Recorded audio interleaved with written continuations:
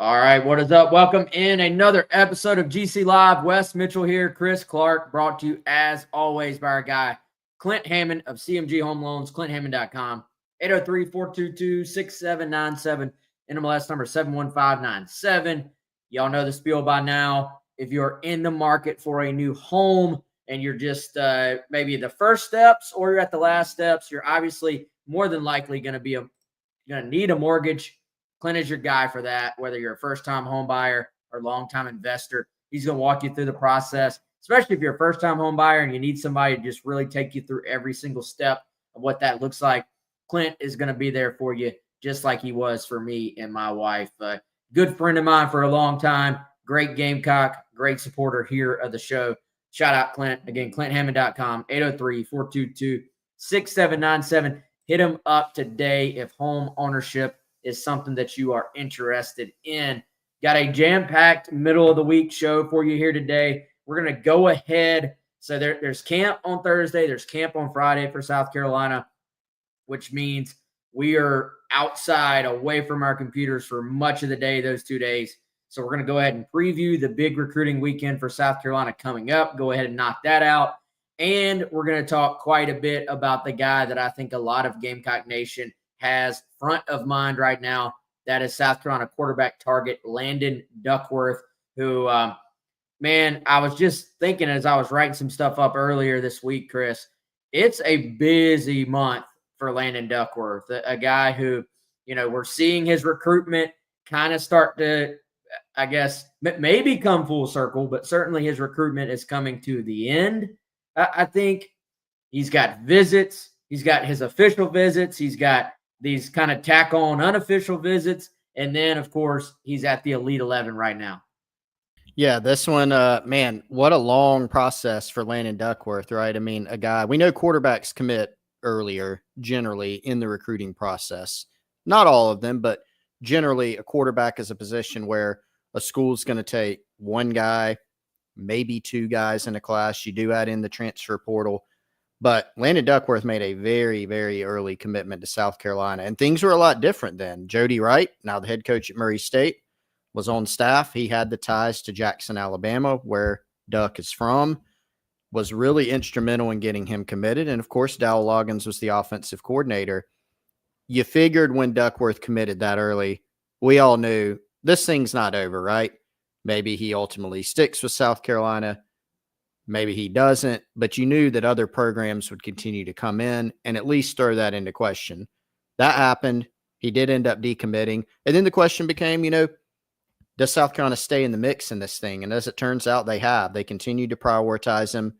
Mike Shula stepped right in once he was promoted to the offensive coordinator position. Shane Beamer has definitely kept this thing alive. We know Darren Usher, the director of player personnel, has been very involved with this one. And the Gamecocks have continued to prioritize them. So in all these mix of schools, at one point it was, will FSU make a push? Oh, Ole Miss has made a push. It has boiled down at the end here to the Gamecocks and in-state Auburn. Tigers have made it tough at times on the Gamecocks. But the fact, Wes, that Duckworth is now returning to Columbia for an unofficial visit. He's now used as officials, of course, to South Carolina and Auburn. Certainly looks like good news for South Carolina as they look to close this one out.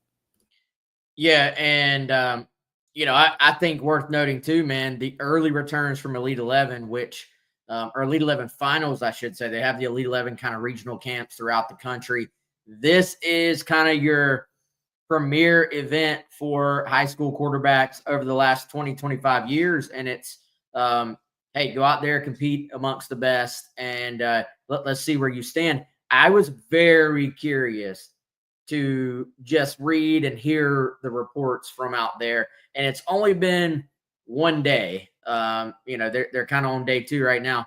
It's only been one day in terms of hearing returns. And here was my take, man.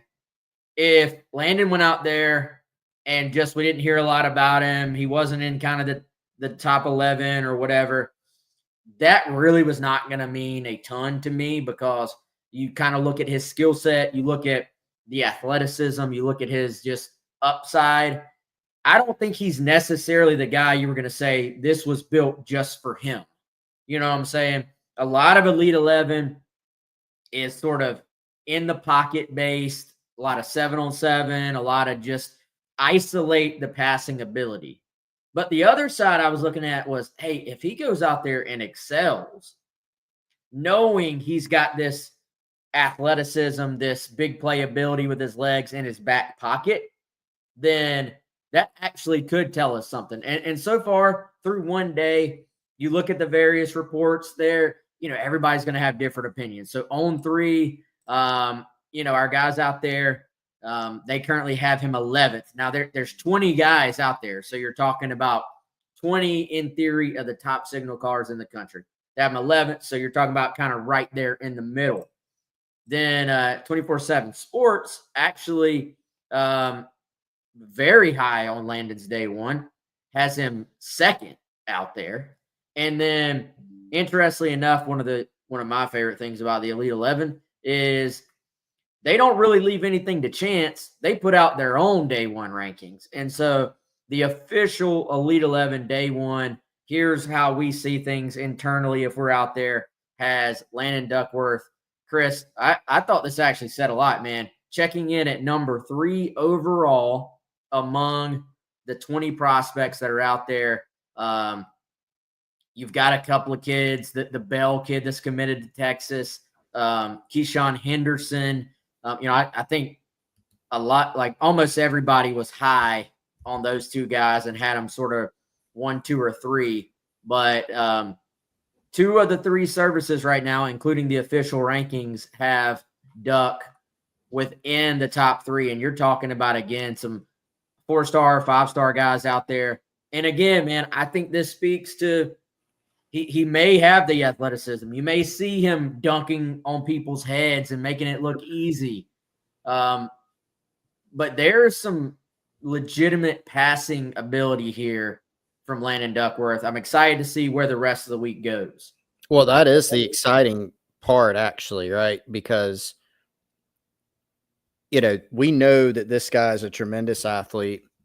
We know that he actually, if you talk to some people, in some ways is still kind of raw, Wes, as a football player, but there's so much upside.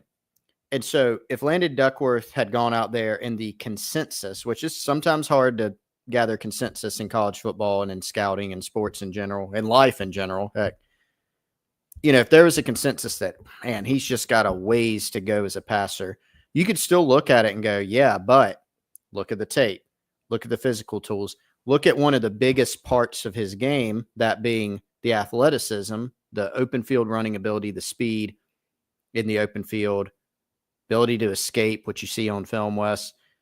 You could still point to those and say, well, you're not seeing that at the Elite 11. To me, the fact that he is, again, not a consensus, there's, number 11, number 3, number 2 on day one, whatever.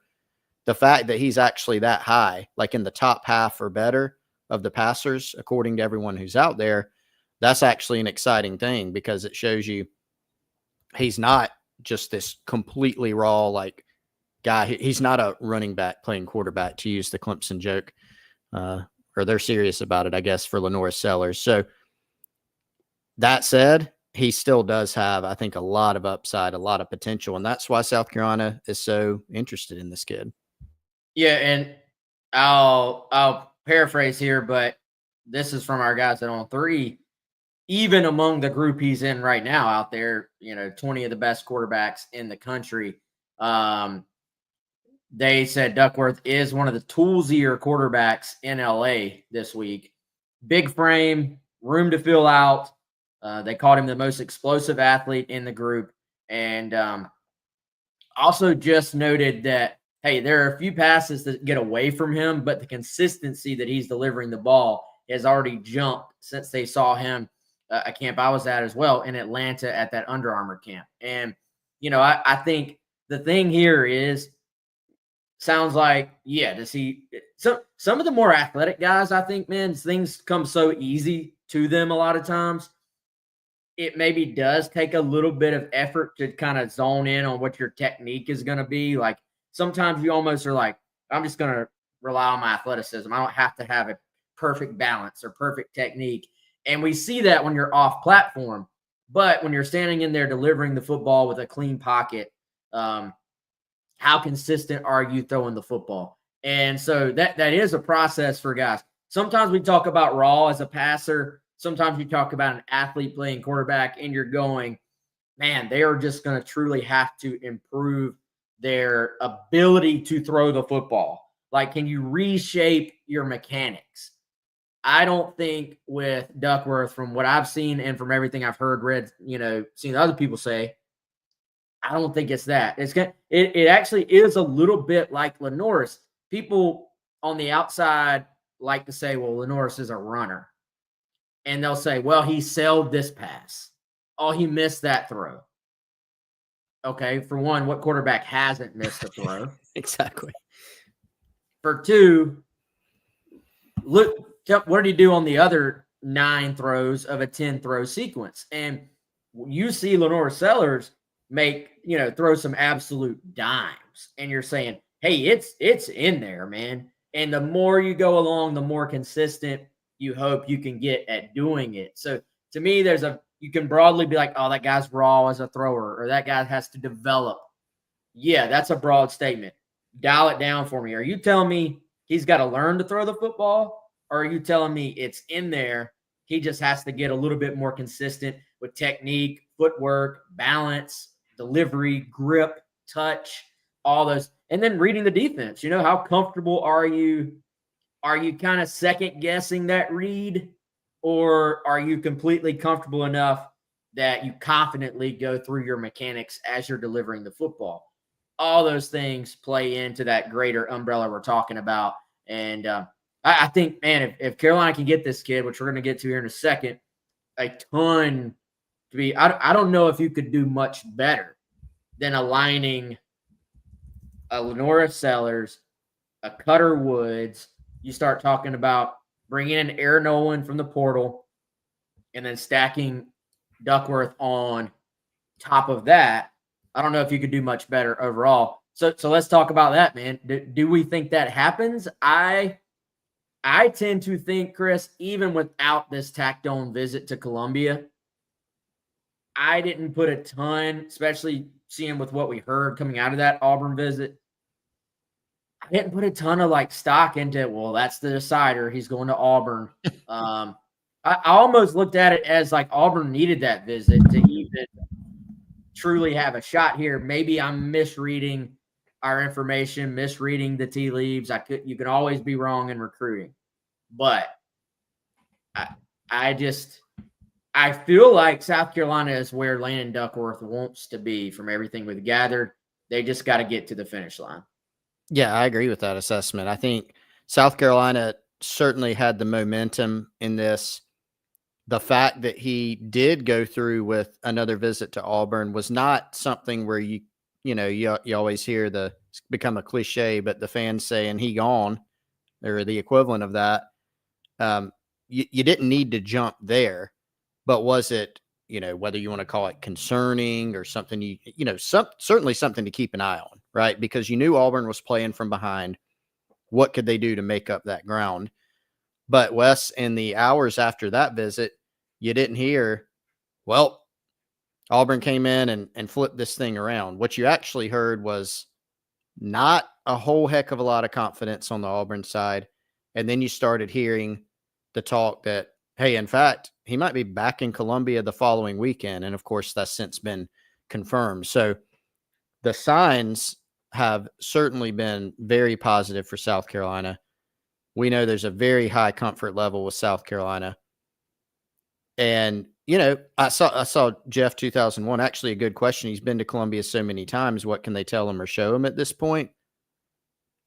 Anytime you can it's not about showing, hey, man, last time you were here, did you see this? Or, hey, we forgot to tell you about this thing. It's not really about that, as more as just getting a guy on campus to have a chance. Does he have any final questions about anything? You got to figure he was just on Auburn's campus the past weekend.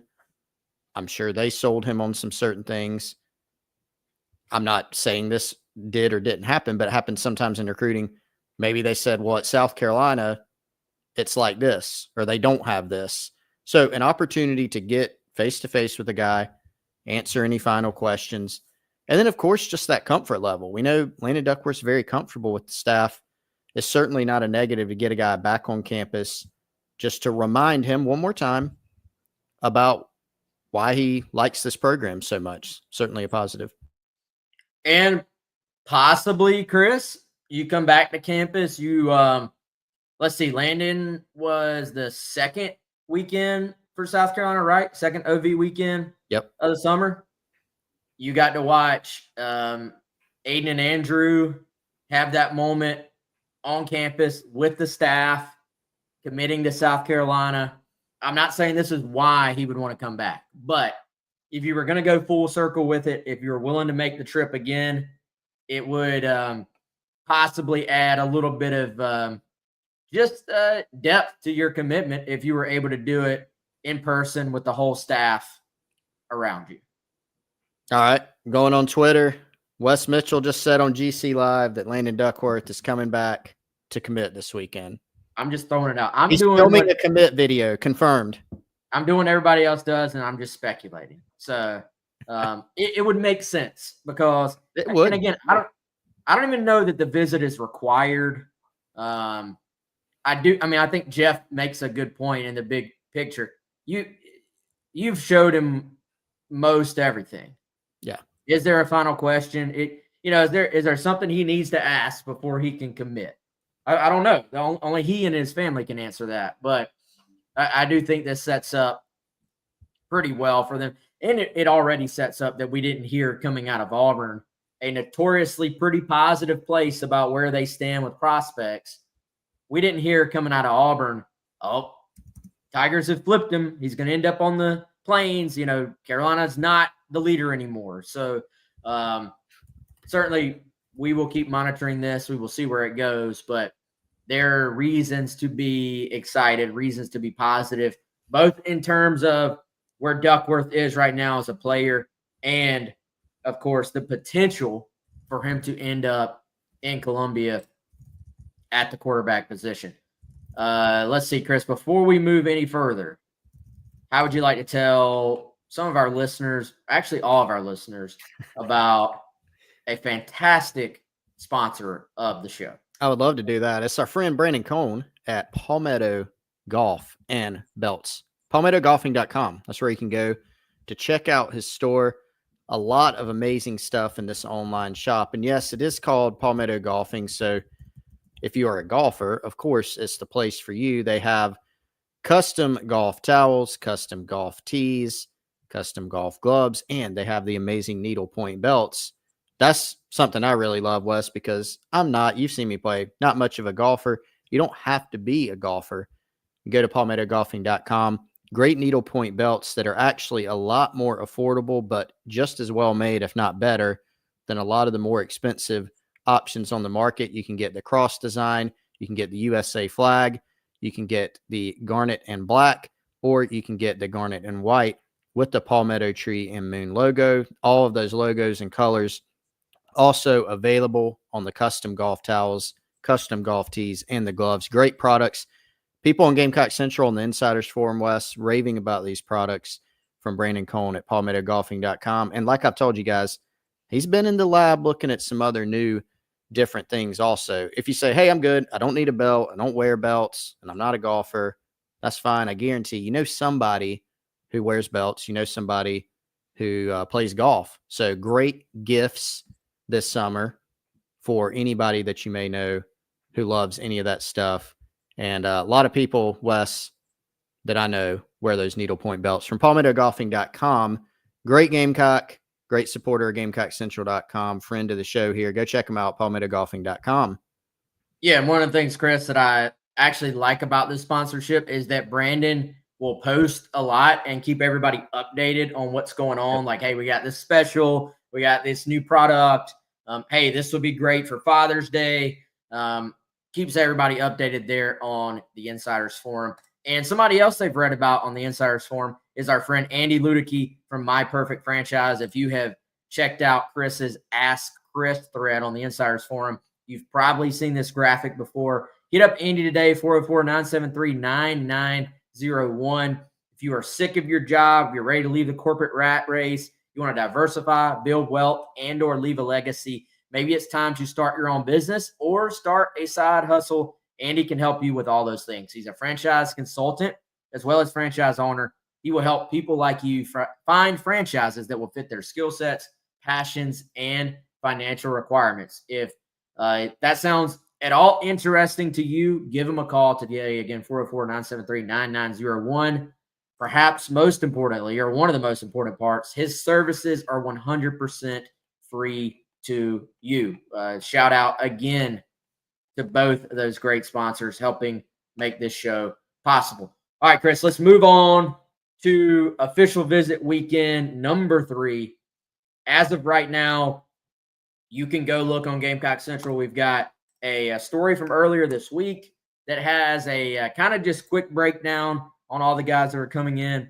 Also, if you hit the football recruiting tab and then hit visits, you can see which guys are expected in.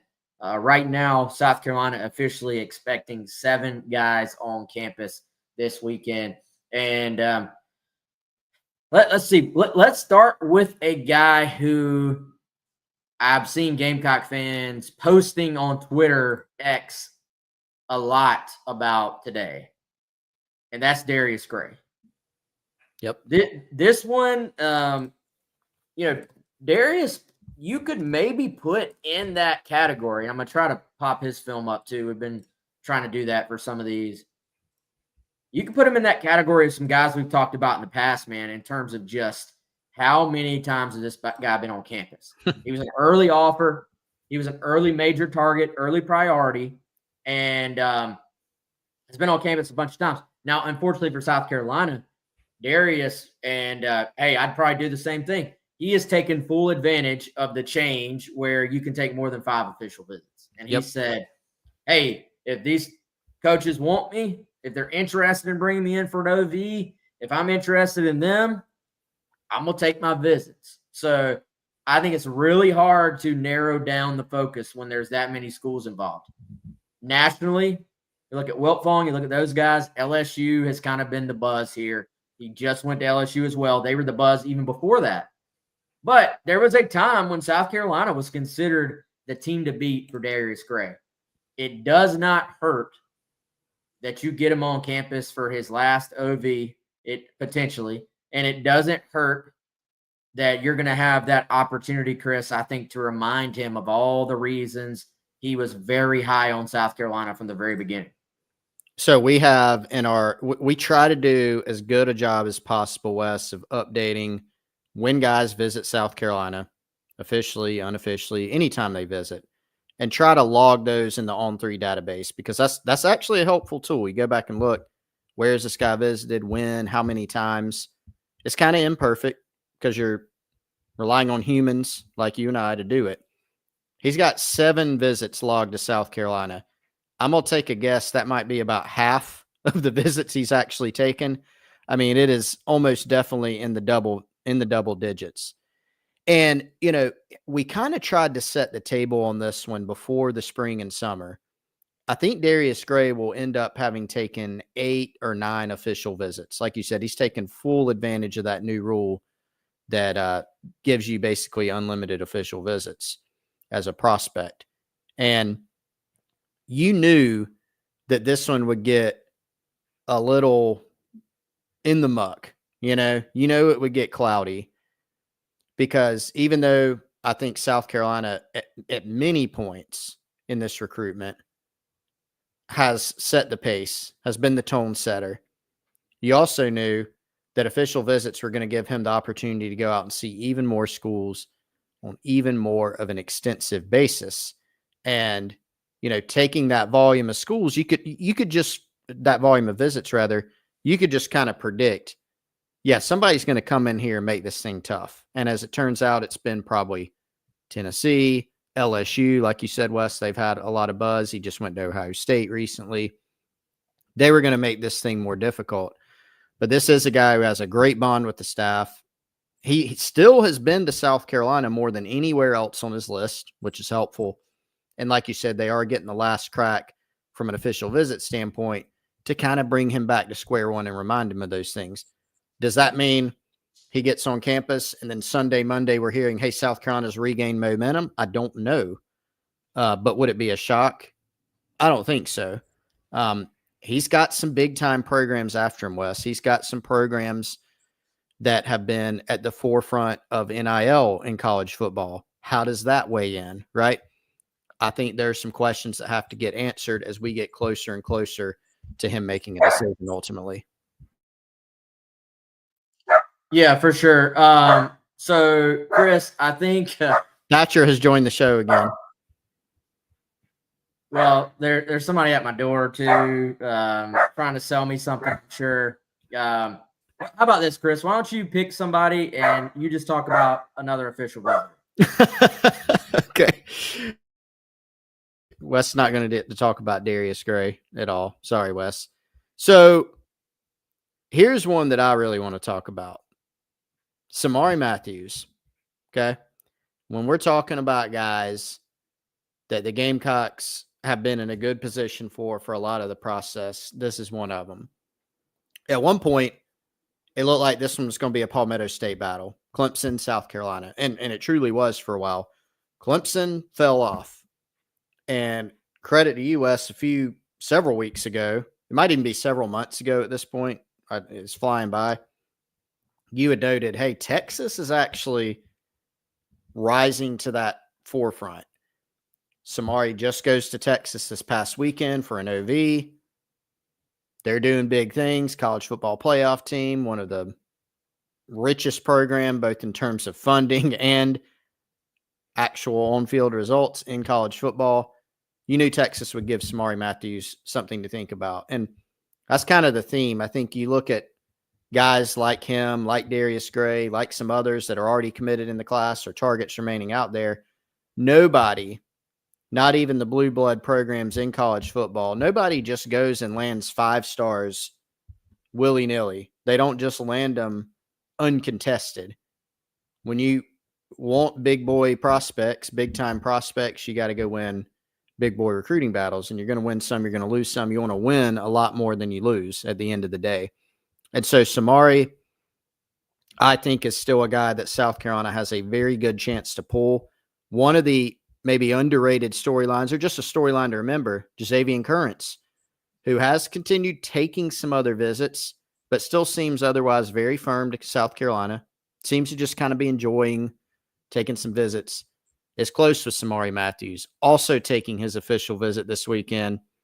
And for South Carolina, another long-time target that they've been in a good spot for, that they get the last crack on from an OV standpoint in Samari Matthews.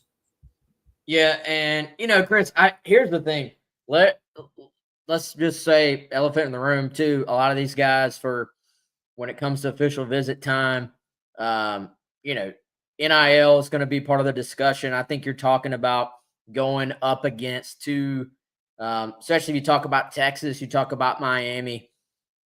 They have a reputation, especially knowing that, I think Samari Smoke Matthews is a priority target for those schools, and rightfully so. This is a national level defensive back. Will that be a major part of the final decision? I think has to be something that is at least thrown out there as a possibility. But here's the thing. If you have the last visit, which South Carolina does, you kind of do get an idea of what you're up against. And you get an idea of, hey, what have you been told? What have you been promised? In terms of all things, right? In terms of playing time, in terms of how you're going to be used, in terms of NIL resources. We're going into the rev share era right now. Like, all this stuff is going to be on the table. And I think this is a scenario where the fact that you did so much legwork with Samari Matthews off the top, you built such a good relationship if you're Torian Gray, that puts you in position, I feel like, to get this last trip. And, I don't really put a whole heck of a lot of stock these days in social media posts and stuff like that. But I did think it's kind of interesting when Matthews is posting his photo shoots from at least 2 of his other official visits, Currents is right there in his comments, commenting like no, or commenting like Gamecock emojis, just publicly reminding him just a little bit, hey, you know where you want to be. And those guys, I know ultimately they have to make their own individual decisions, right? Like Matthews has got to do what he feels is best. He's got to go where he feels like he fits best. But those 2 guys have sort of, I think, wanted to play together. Like they've been kind of locked in with each other, playing together, same secondary for quite a long time. Yeah, it helps. I mean, you've got kind of that trio, right, in Rock Hill and Charlotte area of Currents, Matthews, and you loop in Tamarian Watkins, Wes, which plays at a different program from Rock Hill. Those guys all know each other quite well. When those guys have been on campus before, they've hung out together. And so you're going to have all 3 of those guys, Watkins being another, big safety, physically impressive kid. I know you think he's really impressive as a person. Interacting with him, Wes, really just well put together guy from, both physically and the mental side of the game. Get all 3 guys the last official visit weekend of the summer before we hit a dead period, all eyeing either committed in Currents or eyeing summer visits or summer commitments, and Watkins and Matthews. So in terms of where you're situated, you feel pretty good about this as far as the timing. Yeah, for sure, man. And here, I'm going to try to pull up the tab for y'all to see if you're on the video version. Yeah, that should be the official visits for this weekend. 4 of them anyway. If you scroll down, if you go to that page, you scroll down, you'll see the rest of them. That's where it stands right now. Always a possibility. Things get shifted here or there with a couple of guys, but that's where it is right now. And you mentioned Watkins, man. I've felt pretty good about him ending up in Columbia for a long time. Like probably about as good as anybody on this list.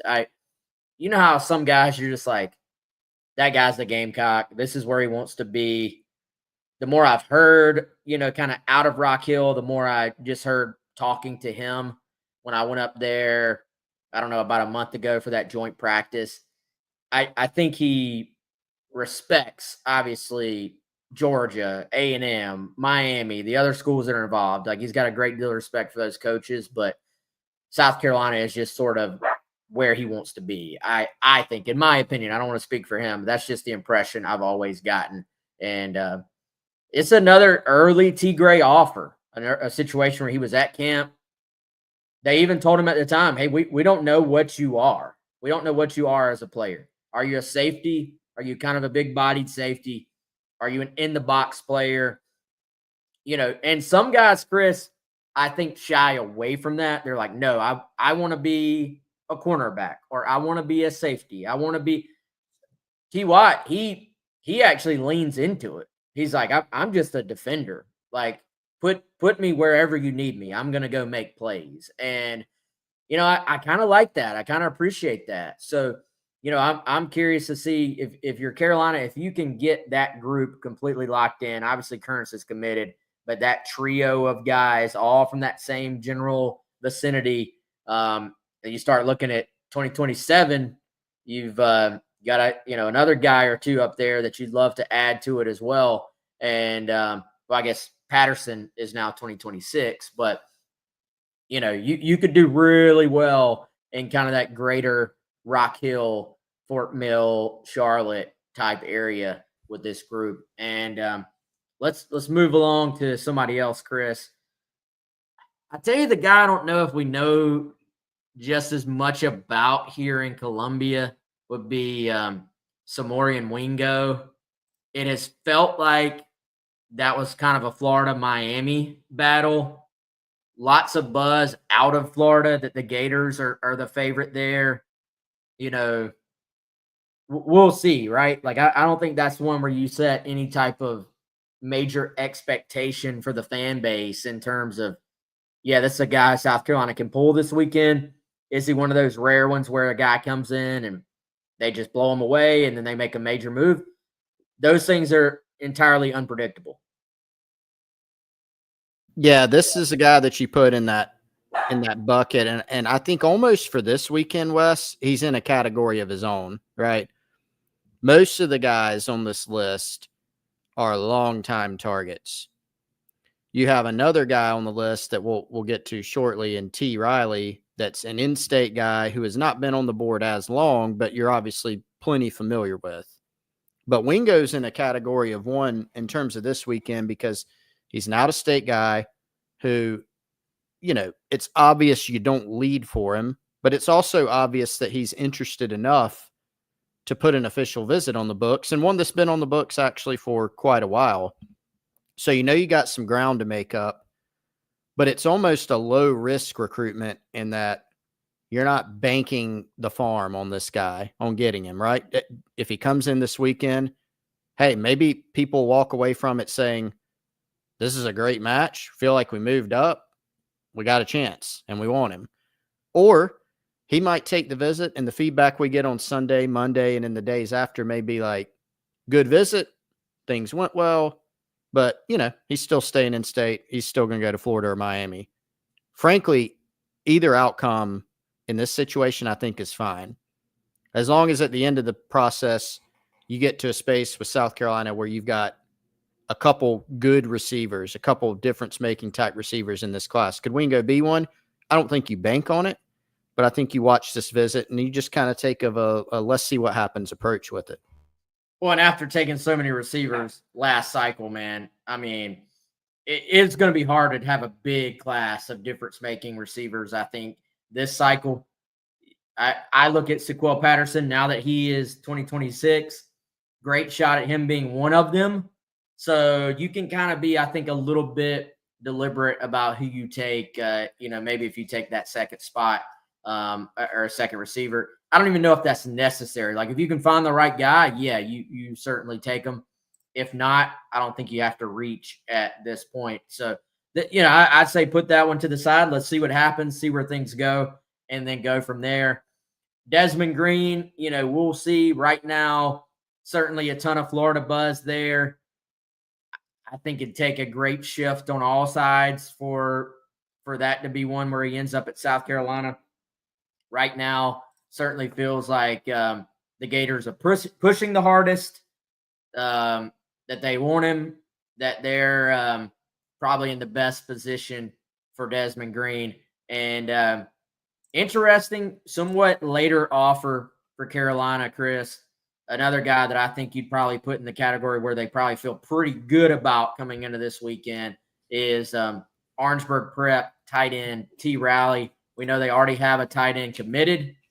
It was confirmed to me again, like, hey, we want to. I could see a real case where Riley ends up being that second tight end, assuming this weekend goes well. And he's kind of one of your classic in-state, kind of smaller school, multi-sport athlete, high upside guy. Yep. He is in a little bit of a different category than some of the others where you look around at some of the other names that we've gone over, Wes, and they're all guys that have been on the radar for 2-3 years for South Carolina in some cases. T. Riley's an in-state guy, been on campus. Obviously, the staff scouted him in basketball too. The football staff has, just to get a look at the athleticism there, but offered him later in the process, offered him, I think, earlier this year, but liked what they saw. And so when you look at South Carolina taking another tight end in this class, he's a guy that matches up. I can't sit here and say he will be in the class. I'm predicting he's going to be in the class because I kind of want to make sure, see how this weekend goes on all fronts. But yeah, you're right. You can definitely visualize him being a part of the class. Your classic, in-state guy who's not a high 4-star type of acquisition, but somebody who you can get into the program and develop. And so I anticipate we'll probably hear some pretty good things this weekend as far as South Carolina's chances if they ultimately want to add him to the class. Yeah, and I was told, man, he is a just big-bodied kid. Like maybe that isn't portrayed in. If you look at what's he listed at 6'5", 205. Basically the frame here in terms of being someone that probably is going to pretty quickly add muscle if he goes to a major Power 4 program, which he's going to have the opportunity to do so. That I feel like the word upside gets just thrown around too much, but it is another kind of upside kid where you're talking about somebody who can develop physically and be maybe kind of that dual threat tight end potentially, in that you can go have an impact in the passing game, but also you can get big enough and have a big enough frame to where you can impact the run game as well. And, I think more and more you don't have to be 250 to have that impact on the blocking side of things at the tight end position, but you do want to have a decent sized frame. Obviously, there's got to be some willingness, some physicality there as well. And I'm not reporting it, but I feel like this kid's going to be a good mesh with Sean Elliott, and I'm going to kind of project here a little bit, and just my opinion, I think he's going to end up ultimately in the class. So that'll be a guy to keep an eye on there. But like you said, not one where we've been watching him take visits for 2 years, and this is visit number 12, like some in-state guys. So we'll certainly see how this weekend goes, man. Do you feel like we've seen them shift a little bit this year, leaning even more into the, hey, let's not bring in an overwhelming number of prospects in a given weekend. Yeah. Let's narrow the focus. Let's make the weekend all about the prospects who are on campus. Let's not bring in 20, but hey, let's not even bring in 13, 14, 15. They've kind of, it's been under kind of that 12 number, which seems like was maybe the average last year or so. Yeah. And I think that served them well. There's, you bring in lower numbers that, everybody likes to see mega recruiting weekend. We got 17 prospects coming in, and that can work too. But there is an argument of lower numbers, high quality, that can help you, in terms of just the amount of attention that you're able to devote to each individual guy and that guy's family too, right? So, so far so good in terms of the returns or just getting yourself set up to be in striking range. They've netted some commitments, of course, this official visit cycle this summer, but they've also just kept themselves in the game or moved up with some other guys. I think this weekend it could end up being a combination of those things. And for a lot of these guys that we've gone over, Wes, they're now even closer to when they're going to decide, and you're getting the last crack at it. Well, and I think, man, this will be the next few weeks, like going into this weekend, but then trailing out of it is going to be kind of fascinating, because you have some guys that do already have their, I guess, actual decision date set. But then you have a whole host of other guys that are, it's kind of just known, hey, after the visits, they are going to make a decision. And a lot of times, for some of these guys, that could be while they're on campus. It could be they make a decision while they're on campus, but they don't announce it yet. Or it could just be, hey, you wait a couple of weeks. It seems like July decisions are kind of in vogue. So do we see that not just with these dudes that are on campus in Columbia this weekend, man? I think it's going to be kind of interesting to circle back which of those guys that were in for week 1, which of those guys that were in for week 2, they're now taking their final visits for a lot of them this weekend to other places. Where do things start to settle as they compare, as they contrast everything they've seen over this month of June? And where is South Carolina with those guys then? I'm fascinated. Let's talk about a couple in particular. PJ Dean. There's a little bit of kind of internet, like message board buzz right now that, and we thought South Carolina was in fantastic shape coming out of that visit, that Carolina could still be firmly in the mix, possibly the leader there for a PJ Dean. Where are things at with, you look at a couple of big physical, high upside offensive tackles, JB Shabazz, Kamari Blair. Almost mirroring recruitments at this point when you look at it from a Carolina perspective. Great visits to Columbia, but now they're taking some trips elsewhere. Where do they land with those guys? Obviously, we spent an entire 15 minutes on Landon Duckworth, but that's a scenario we're going to be tracking very, very close going into July. So it's not just these 7 guys that are going to be on campus. There are going to be some intriguing, I guess, final steps for these recruitments to keep an eye on. Yep. And, you've made this point before. It's easy to say, and I just laid out that point. A lot of times it can be advantageous to get the last official visit, but you don't have to get it. Sometimes you can get the first one, set the bar super high. Prospects take their visits and they look back on it and say, you know what, South Carolina was the best one, or wherever they went first. You can get it done in a variety of ways, I think. So, there were a lot of guys that first weekend, like you said, PJ Dean, Carter Meadows, where they're going out. They're going to take their full slate. You'd love if some of those guys would have just shut things down and say, hey, I'm committed to South Carolina. But you knew what they had on their roadmap in terms of how they were going to finish out their recruitment. And for almost all of them, it was, hey, I'm going to go take visits. I'm going to finish out the summer. Then I'm going to decide. So it's all about doing a great job and setting a great foundation when you have that first visit. And then going out and surviving, and just laying a good groundwork to where you're when people compare you to the others, the visit, everything else you have to offer, they come back to you as the choice. So, yeah, let's not forget about those guys that visited in the first couple official visit weekends. We're focused on this one, but, man, they had some guys in the first couple weekends that are going to be crucial as they continue to build out this class. Yeah, I just saw, by the way, so Kari Adams, 4-star corner, I think he was one where we knew Carolina was kind of in it, but fighting maybe uphill a little bit. The latest on him is that there is actually a Notre Dame prediction from Wilt Fong in on him. So, I don't know if any Gamecock fans were necessarily counting on getting him anyway, but, keep that in mind, I guess. Travis Johnson, the 4-star wide receiver. A lot of Michigan buzz there. That's something we had heard here locally. Michigan was maybe a school to watch. Carter Meadows, we'll see. I tend to think all 4 schools were maybe had a real shot there. We'll just see what we hear there. Joel Combe, I think, is one to still, Chris, you picked up a little bit of info. Probably a guy still to keep a very close eye on, potentially for South Carolina. Yep.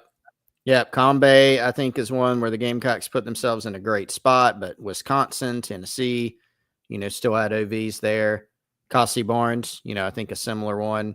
Mississippi State, Miami, some others still involved there, but Gamecocks set a pretty strong bar there, pretty high bar. Noah Clark, same thing. Yep. Same deal. I think one to keep a very close eye on there. And Amari Thomas, the Florida State commitment. Somebody to keep a very close eye on, I think. I think that visit to Columbia went incredibly well for Amari. So winding down, we'll certainly keep everybody abreast of whatever we hear on those recruitments. And good question here from our guy, Jeff, who appreciate you, Jeff, by the way, and I mean that. Jeff's always tuning in on the show and on our Gamecock Central message board.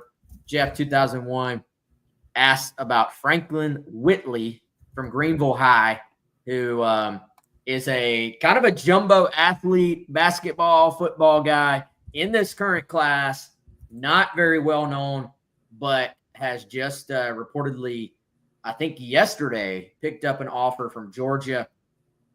I'm going to be honest, Jeff, that's not a recruitment I'm all that familiar with. I know South Carolina is aware of him.